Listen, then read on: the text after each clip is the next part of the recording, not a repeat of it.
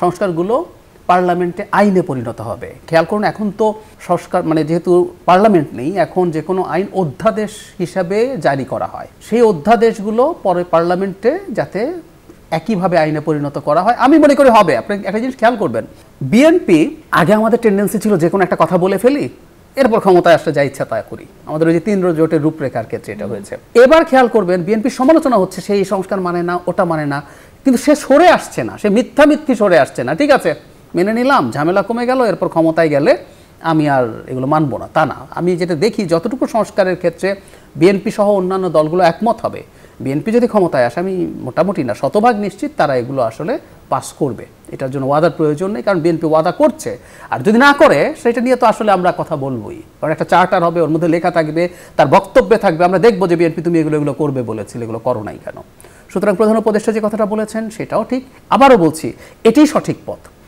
গণতন্ত্রে জনগণকে দিয়ে চাপ দেওয়াতে হবে। মোরফা, খেয়াল করুন, আমরা প্রধান উপদেষ্টা ওই কথাটাই বলেছে যে জনগণকে তার যেই প্রাপ্য সেটা বুঝে নিতে হবে।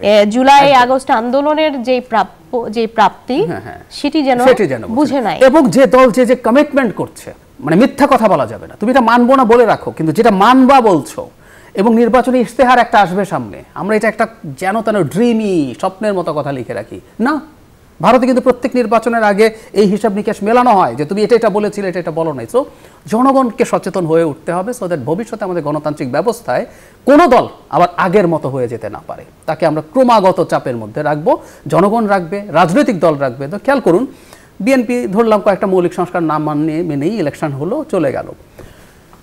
ধরুন এনসিপি মনে করে সংস্কারগুলো হওয়া দরকার, সে কিন্তু ক্রমাগত বিএনপিকে চাপ দিয়ে যাবে। টকশোতে, আপনারা টকশো করেন, টকশোতে এসে যে বিএনপির লোকজনকে চার্জ করবে, সে জনগণের কাছে গিয়ে বলবে দেখো বিএনপি এই কাজটা করে নাই, এটা করলে কিন্তু তোমার এই ভালো হতো, তুমি আজকে কষ্টে আছো কারণ বিএনপি এই সংস্কারটা করেনি। এভাবে ক্রমাগত দেখবেন চাপ তৈরি হয়, তখন বিএনপি নিজেই সেটা করতে পারে, আর না হলে মানুষ যদি ক্ষুব্ধ হয় বিএনপির ওপরে, সে অন্যজনকে ভোট দিয়ে দেবে। এভাবেই আসলে সিস্টেমগুলো কাজ করে।